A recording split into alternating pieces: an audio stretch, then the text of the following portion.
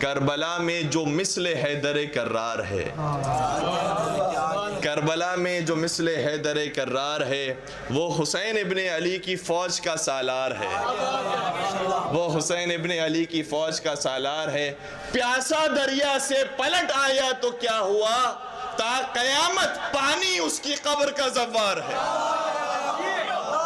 آپ نے کتنے مزارات کی زیارت کی ہوگی، ہمیں بھی شرف حاصل ہوا، کتنے روزوں کی زیارتیں کی ہوگی، کہیں پر یہ کرامت نظر نہیں آئی جو مولا غازی عباس کے روزے میں نظر آئے گی۔ آپ کو معلوم ہے کہ اصلی قبر نیچے سرداب میں موجود ہے، مولا حسین کی قبر مبارک بھی سرداب میں موجود ہے۔ کتنے ہی نبیوں کی زیارتیں موجود ہیں، کتنے ہی اماموں کی زیارتیں موجود ہیں، کتنے اولیاء کی زیارتیں موجود ہیں، کسی کی زیارت پر یہ منظر نظر نہیں آئے گا جو عباس کی زیارت پر۔ مولا غازی عباس کو وہ فخر عطا ہوا، اور خود طاہر القادری کے جملے ہیں کہ میں نے اس جگہ کی زیارت کی ہے جہاں پر قبر عباس کے ارد پانی موجود تھا، اور میں نے اس میں اترنے کے بعد اس پانی کو اپنے چلوں میں اٹھایا، اسے سونگا ہے کہ کتنے عرصے سے پڑا ہوا ہے، کتنا عرصہ ہو گیا کہ اس کے اندر اب خدا نہ خواستہ بو تو نہیں آ گئی ہے۔ تو کہتا ہے خدا کی قسم میں نے جب اس پانی کو چلوں میں اٹھا کر سونگنا شروع کیا ہے تو نہ اس کے اندر بدبو تھی نہ تعفن تھا، اگر اس کے اندر کوئی چیز پاتی تھی تو وفا کی خوشبو پائی جاتی تھی۔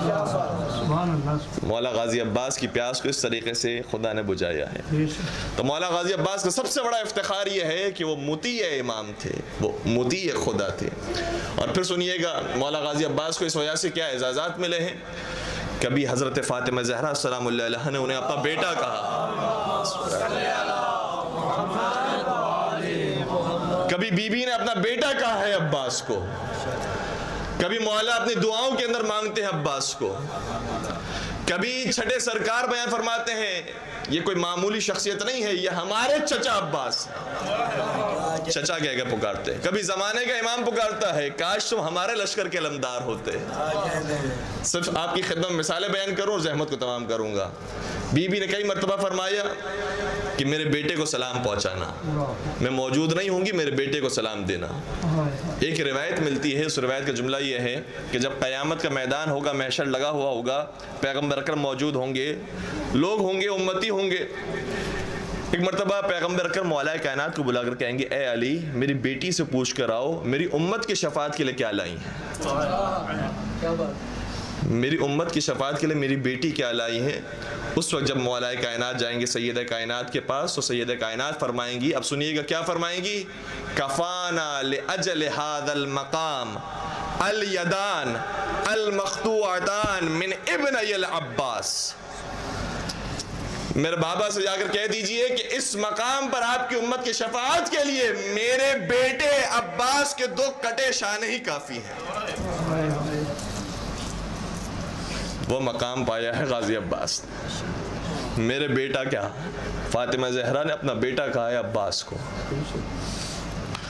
اور پھر ایک مرتبہ آپ نے واقعہ یقیناً سنا ہوگا، سب میں دوبارہ سے یاد آوری کروا رہا ہوں۔ ایک شخص تھا جو کربلا زیارت پر گیا، مولا حسین کی زیارت پر جایا کرتا تھا، بار بار امام عالی مقام کی زیارت پر جاتا تھا، مولا غازی عباس کی زیارت سے غافل تھا، وہاں زیارت پر نہیں جایا کرتا تھا، کہتا تھا امام ہے، امام کی زیارت زیادہ مقدم ہے، امام کی زیارت پر جانا چاہیے۔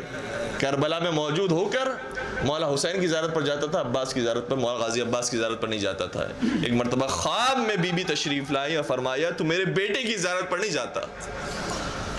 جواب میں کہتا ہے بی بی میں تو آپ کے بیٹے ہی کی زیارت پر جاتا ہوں، اور کسی اور کی زیارت پر تو جاتا ہی نہیں ہوں، میں تو آپ کے بیٹے حسین کی زیارت پر جاتا ہوں۔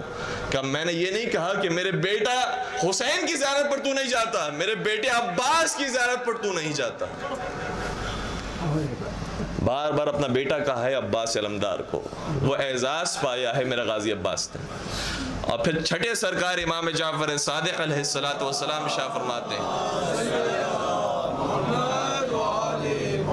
کب چچا کا ہے، فرمایا کان امن العباس بن علی نافذ البصیرہ وصلب الایمان، ہمارے چچا عباس، امام ہر ایک کو اس طرح پکارتے نہیں ہیں، اس طرح سے نہیں پکارتے، حتیٰ بھائی ہو حتیٰ رشتہ دار ہو تب بھی اس طریقے سے نہیں پکارتے، فرماتے کان امن العباس، چھٹے امام فرماتے ہیں ہمارے چچا عباس نافذ البصیرہ، بصیرت رکھنے والے تھے، وصلب الایمان، ایمان کا پہاڑ تھے۔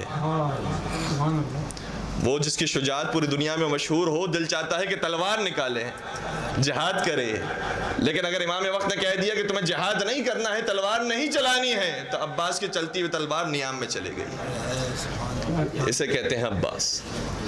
تو امام وقت بھی یہ فرماتے ہیں، اور خود چھٹے سرکار کا ایک اور جملہ یہ ہے کہ ان للعباس عند اللہ تبارک و تعالی لمنزلۃ یغبط بها جمیع الشہداء۔ قیامت کا میدان ہوگا، سارے انسانوں کو جمع کیا جائے گا، مولا غازی عباس جب تشریف لائیں گے اور ان کے مقام و منزلت کو شہداء دیکھیں گے تو رش کریں گے کہ کاش ہم بھی ایسے ہوتے۔ سبحان اللہ، سبحان اللہ۔ تھک تو نہیں گئے ہیں؟ عام افراد کی بات نہیں کی جا رہی ہے، شہداء، جناب آدم کے زمانے سے لے کر قیامت تک جتنے شہداء ہیں، جتنے شہید ہیں، جب وہ قیامت کے میدان میں غازی عباس کا مقام دیکھیں گے تو کہیں گے کہ کاش ہم غازی عباس کی طرح سے شہید ہوئے ہوتے۔ وہ مقام پایا ہے غازی عباس نے۔ اور زمانے کے امام کا بس ایک جملہ آپ کی خدمت بیان کرو، زحمت کو تمام کرو۔ جمکران میں ایک شخص تھا جو جایا کرتا تھا اپنی حاجات کو پورا کرنے کے لیے، امام زمانہ سے پکارا کرتا تھا، اپنی حاجت کو طلب کیا کرتا تھا۔ نہ امام زمانہ خواب میں آئے، نہ اس سے ملاقات ہو سکی، لیکن جب بار بار جاتا رہا اور کوئی گفتگو نہیں ہو پائی، کوئی ملاقات نہیں ہو پائی، تو ایک مرتبہ جمکران جا کر امام زمانہ کو مخاطب اور کہا، اے امام زمانہ، میں بار بار آتا ہوں تاکہ آپ کے وسیلے سے خدا سے دعا مانگوں، مجھے شرم آتی ہے کہ اس مقام پر کھڑے رہ کر، مسجد جمکران میں کھڑے رہ کر کسی اور کا وسیلہ بناؤں، چاہے وہ عباسی کیوں نہ ہو۔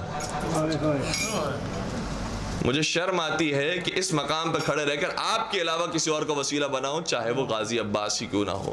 بس یہ جملے ادا نہ ہونے تھے، رات میں آیا خواب میں زمانے کے امام تشریف لائے اور فرمایا، نہ صرف یہ کہ ہم پسند نہیں کرتے بلکہ اتنا پسند کرتے ہیں کہ ہماری تمنا یہ ہے کہ تم ہم سے عباس کے وسیلے سے مانگو۔